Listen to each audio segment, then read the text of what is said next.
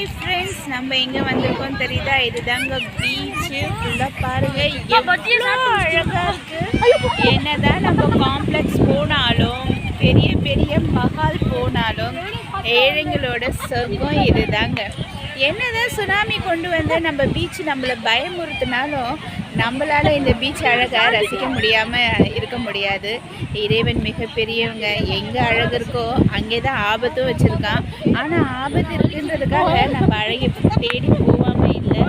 பாருங்க எவ்வளோ அழகாக இருக்குது. என்ன ஒரு நல்ல காற்றுங்க, அவ்வளோ நல்ல ஒரு காற்று. ரொம்பவே மனசுக்கு திருப்தியாகும்.